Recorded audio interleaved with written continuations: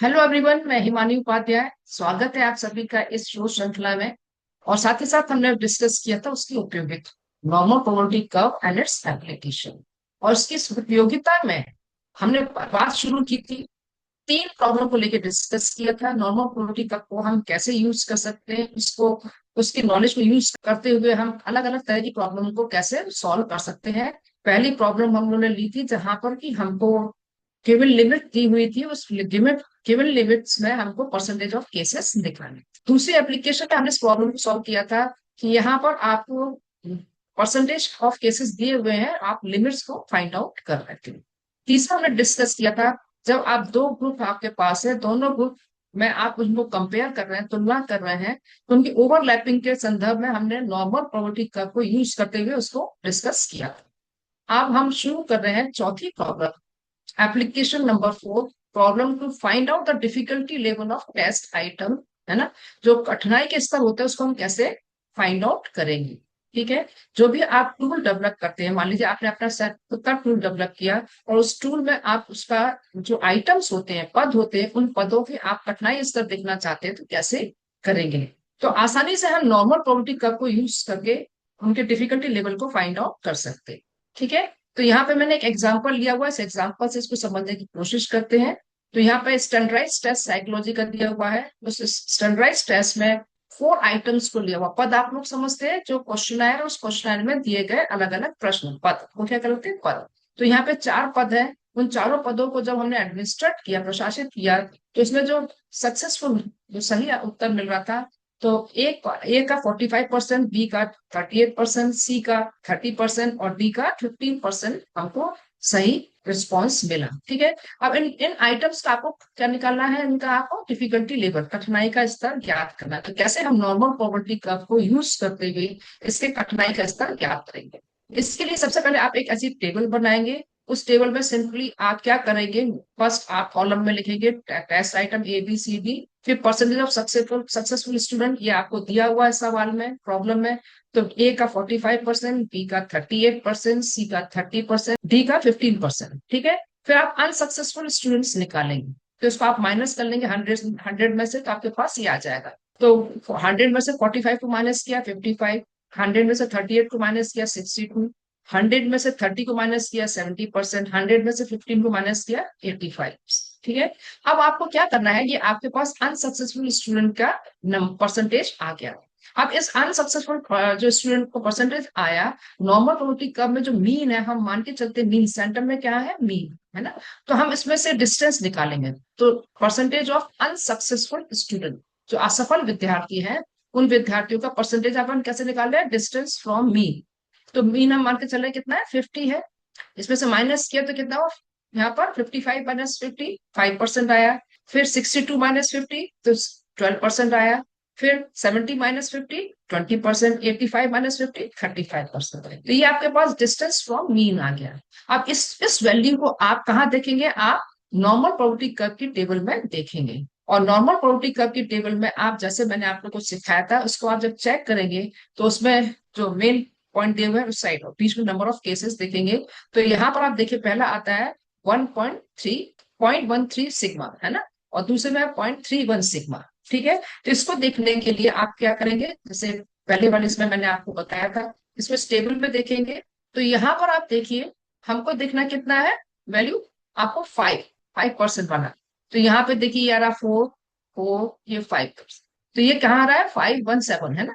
और यहाँ पर ये 4 है।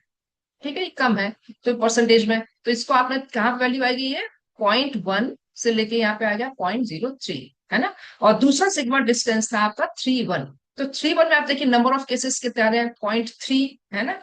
0.3 यहाँ पे आपको देखना, नंबर ऑफ केसेस 12 दिख रहे हैं, है ना। तो यहाँ पर है ये 11 और ये 12, है ना। तो ये कितना हो गया, 0.31 सिग्मा डिस्टेंस पे आ गया। ठीक है, बात समझ में आ रही है। इसी तरह से आप सारे की सारी वैल्यूज को यहाँ पर देख ले। ठीक है, तो ये बात समझ में आ रही है। अब इसके बाद आपको क्या करना है, ये निकाल लिया आप, इसको आप आसानी से कंपेयर कर सकते हैं, इसकी डिफिकल्टी लेवल, है ना। तो यहाँ पर जैसे कि आप जानते हैं, नॉर्मल डिस्ट्रीब्यूशन में जो नॉर्मल कर्व होता है, 50% केसेस उसके लेफ्ट साइड होते हैं, 50% केसेस राइट साइड में होते हैं, ठीक है ना, मीन के। तो यहाँ पर अपन उसी हिसाब से इसके डिफिकल्टी लेवल को एक्सप्रेस कर सकते हैं, ठीक है। तो डिस्टेंस लेवल के आधार पर, तो यहाँ आप देखेंगे कि जो भी डिफिकल्टी लेवल है आप देख रहे हैं, सबसे डिफिकल्ट लेवल कौन सा किसका है यहाँ पर, इससे पहले अपन देखें, इस तरह से आप लिखेंगे इसको, क्वेश्चन नंबर बी, है ना, उसके डिस्टेंस कितना था, 0.18 सिग्मा, है ना, मोर डिफिकल्ट देन ए का कितना था यहाँ पर, 0.31 सिग्मा माइनस 0.13 सिग्मा। तो कितना डिफिकल्टी लेवल कितना है इसका, 0.18 सिग्मा ज्यादा डिफिकल्ट है। इसी तरह क्वेश्चन नंबर सी को देखेंगे, इसका कितना आया था, 0.39 सिग्मा, मोर डिफिकल्ट देन ए, है ना। तो इसकी वैल्यू लिखेंगे यहाँ पर, तो ये सी की कितनी थी और ए की कितनी थी, यहाँ पे दोनों को माइनस करेंगे आपस में, तो कितना आया, 0.39 सिग्मा, ठीक है। क्योंकि दोनों की वैल्यूज जो निकाली थी, इन दोनों को आपस में माइनस करेंगे तो आपके पास ये वैल्यू आ जाएगी। इसी प्रकार क्वेश्चन नंबर डी में देखेंगे, फिर क्वेश्चन नंबर सी, डी और ए को देखेंगे, फिर सी और बी को देखेंगे, सी और बी को देखेंगे, और डी और सी को आप देखकर बताएंगे, ठीक है ना। इसको डायरेक्ट आप इस टेबल से भी आप कंपेयर कर सकते हैं, ठीक है। ये टेबल आपके सामने, इस टेबल से भी आप आराम से यहाँ पे बता सकते हैं। जो अगर आप पहले देख रहे हैं ए और बी का दिख रहा है, तो सबसे डिफिकल्ट लेवल कौन सा है, D is the most difficult, है ना, जिसका कि डिस्टेंस कितना है, 1.04, है ना। तो डी जो है वो सी से भी डिफिकल्ट है, डी है वो बी से भी डिफिकल्ट है, डी वाला जो ए से भी डिफिकल्ट है, ठीक है। इसी तरह से सी भी ए से डिफिकल्ट है, बी से भी डिफिकल्ट है, और बी ए से डिफिकल्ट है ना। तो सबसे ज्यादा इजी कौन सा है, यहाँ पर ए, आइटम नंबर ए। ठीक, इतनी बात समझ में आ रही है। तो आपने नॉर्मल क्वालिटी कर्व को यूज करते हुए आपने कैलकुलेट किया कि कैसे डिफिकल्टी लेवल फाइंड आउट करें। दूसरी एप्लीकेशन है एप्लीकेशन नंबर 5, प्रॉब्लम है जहां पर दिया हुआ to divide a given group on the assumption of normal probability curve. आपको एक ग्रुप दिया हुआ है, उसमें नंबर ऑफ स्टूडेंट्स दिए हुए हैं, उनको आपको नॉर्मल प्रोबेबिलिटी कर्व के एजम्पशन के बेस पे हम उसको ग्रुप में डिवाइड करें, अलग अलग भागों में विभाजित कर रहे हैं। इसको एग्जाम्पल से ज्यादा अच्छे से समझ सकते हैं। एग्जाम्पल लिया हुआ है, on the basis of psychological test divide 100 student into 3 groups. आपको नंबर ऑफ स्टूडेंट्स कितने दिए हुए हैं, 100 दिए हुए हैं, उनको 3 ग्रुप में डिवाइड करना है, ग्रुप ए, ग्रुप बी और ग्रुप सी में, and find out the number of student in each group. और हमको ये देखना है कि हर ग्रुप में कितने नंबर ऑफ केसेस आ रहे हैं, ठीक है, कितने नंबर ऑफ स्टूडेंट्स डिवाइड हो रहे हैं। तो सबसे पहले आप क्या करेंगे, इसमें जो नॉर्मल डिस्ट्रीब्यूशन है आप सब लोग अच्छे से जानते हैं, नॉर्मल डिस्ट्रीब्यूशन का स्प्रेड कितना होता है, +-3 सिग्मा, मीन के दोनों तरफ प्लस प्लस और -3 सिग्मा तक होता है। तो टोटल कितना अपन एरिया देखें, जो टोटल नॉर्मल डिस्ट्रीब्यूशन का रेंज होता है 6 सिग्मा तक, सिग्मा डिस्टेंस तक, ठीक है ना। तो और उसमें नंबर ऑफ केसेस कितने आते हैं, जैसे हमने अर्लियर डिस्कस किया था, उसमें नंबर ऑफ केसेस आते हैं 99.73% केसेस आ जाते हैं, ठीक है। इसको अगर आप 3 ग्रुप में डिवाइड करना है आपको 6 सिग्मा डिस्टेंस को, तो आप क्या करेंगे, 6 सिग्मा डिवाइडेड बाय 3, ठीक है। जब 6 सिग्मा डिवाइडेड बाय 3 करेंगे तो आपके पास क्या आएगा, 2 सिग्मा, है ना। तो since the distribution needs to be divided into 3 parts, the range of the each part will be, क्या हो जाएगा, 3/6 divided by 3 is equal to 2 sigma, है ना, जैसा कि नॉर्मल कर्व में आपने देखा था, ठीक है। अब इस नॉर्मल कर्व में जब आप इसको आपने डिवाइड किया, 3 पार्ट में इसको लिया, इक्वली डिवाइड हो जाएगा, ठीक है। तो यहाँ पर पहला यहाँ स्टार्ट हुआ, ये यहाँ से देखेंगे आप, या तो आप सेंटर से शुरू कर दे, मीन के दोनों तरफ, तो आप देख रहे हैं 2 सिग्मा कितना हो गया, -1 सिग्मा से लेके प्लस सिग्मा तक, 1 सिग्मा।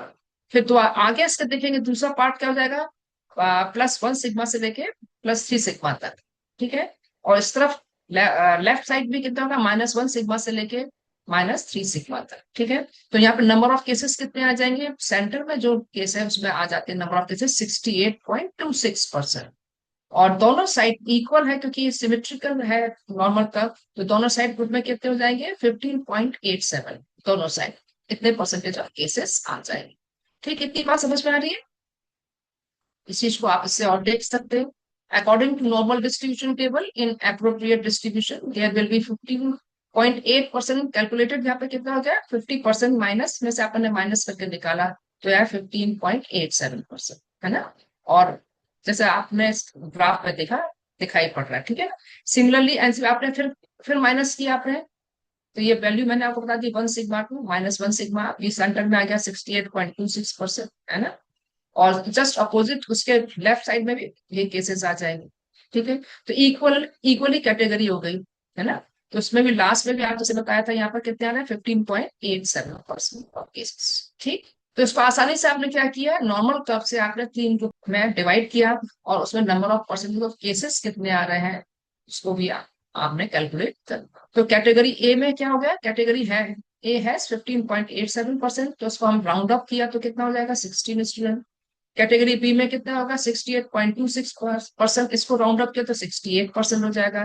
कैटेगरी सी में भी इसको राउंड अप किया तो कितना हो जाएगा 15.87% का 16 स्टूडेंट आ जाएंगे। ठीक है, इसी तरह से आपके सामने एक प्रॉब्लम और दी हुई है, इस प्रॉब्लम को आप लोग करेंगे on the basis of psychology test divided 200 student into 4 groups. Number of students मैंने आपको दिया 200, उनको आप 4 ग्रुप्स में डिवाइड करेंगे ए बी सी डी। ठीक है, और उनका आप find out the number of each student, each कितने नंबर ऑफ स्टूडेंट्स है उसको कैलकुलेट करेंगे।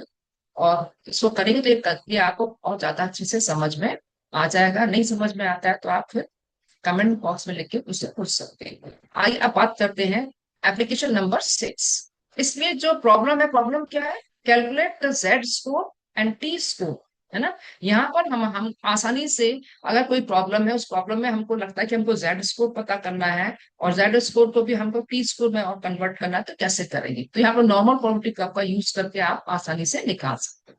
इस प्रॉब्लम से आप इसको अच्छे से समझ सकते हैं। The mean of a normal distribution is 72.46%। एक नॉर्मल डिस्ट्रीब्यूशन समान वितरण का ये दिया हुआ मीन और स्टैंडर्ड डेविएशन दिया हुआ 6.49।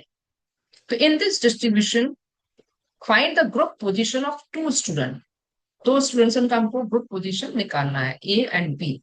तो हु हैव ऑब्टेन, जो ए और बी स्टूडेंट के स्कोर कितने हैं 78, ए के आए हैं 78 और बी के आए हैं 69, है ना रिस्पेक्टिवली। अब हमको उनका हमको क्या निकालना है, उनकी यहाँ पर उनकी पोजीशन फाइंड आउट करनी है। तो उस पोजीशन फाइंड आउट करने के लिए आपको क्या निकालना होगा, जेड स्कोर निकालेंगे तो आसानी से आप बता सकते हो। तो इसमें क्या करेंगे, नॉर्मल डिस्ट्रीब्यूशन में आप क्या करेंगे, इसको Z score and T score आप calculated to study the individual's position, है ना। आसानी से हम जेड स्कोर टी स्कोर निकालकर किसी भी विद्यार्थी की, किसी भी बच्चे की, छात्र की पोजीशन को बता सकते हैं। ठीक है, तो यहाँ पर एग्जाम्पल में दिया हुआ है Z score for both the student A और बी कैलकुलेट करते हैं। तो स्टूडेंट ए का ये फॉर्मूला आपको मालूम है, शुरू में मैंने बताया था, जेड इक्वल टू होता है capital X minus M upon standard deviation, है ना। तो यहाँ पर हमने पहले लिया तो फर्स्ट का था 78 माइनस 72।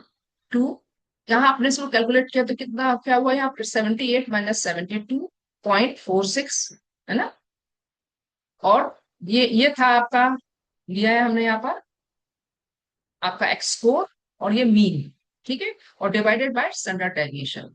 इन दोनों को जब माइनस किया, स्कोर जो था ए ग्रुप ए स्टूडेंट का 78 और मीन दिया हुआ था ए, है ना, इसमें से माइनस किया कितना है 5.54 और इसको स्टैंडर्ड डेविएशन डिवाइड करेंगे तो कितना आ जाएगा आपका 0.85 सिग्मा डिस्टेंस आएगा और जेड स्कोर बोल सकते हैं इसको। ठीक है, स्टूडेंट बी का भी सिमिलरली आप कैलकुलेट करेंगे, फॉर्मूला ये वही है। इसको आप करेंगे कैलकुलेट तो क्या हो जाएगा, यहाँ पर स्कोर बी स्टूडेंट का स्कोर दिया हुआ था 69, मीन है 72.46, इसको माइनस किया आपने तो कितना आएगा -3.46 डिवाइडेड बाय स्टैंडर्ड डेविएशन 6.49।